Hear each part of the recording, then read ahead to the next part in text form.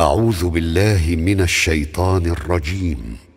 بسم الله الرحمن الرحيم. إن هذا القرآن يهدي للتي هي أقوم ويبشر المؤمنين الذين يعملون الصالحات أن لهم أجرا كبيرا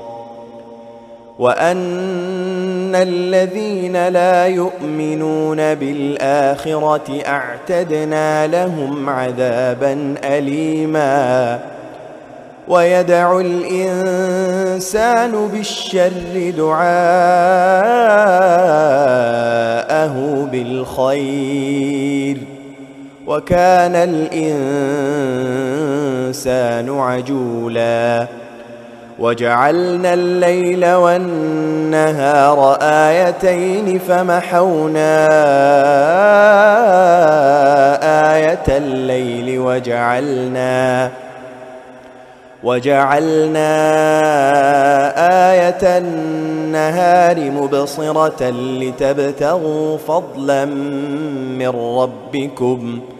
لتبتغوا فضلا من ربكم ولتعلموا عدد السنين والحساب وكل شيء فصلناه تفصيلا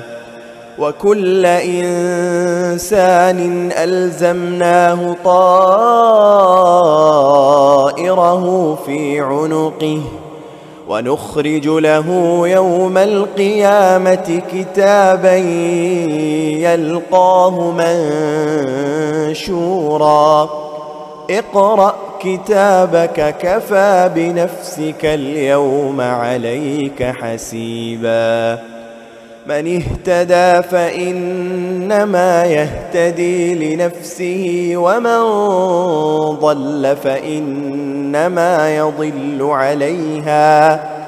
ولا تزر وازرة وزر أخرى وما كنا معذبين حتى نبعث رسولا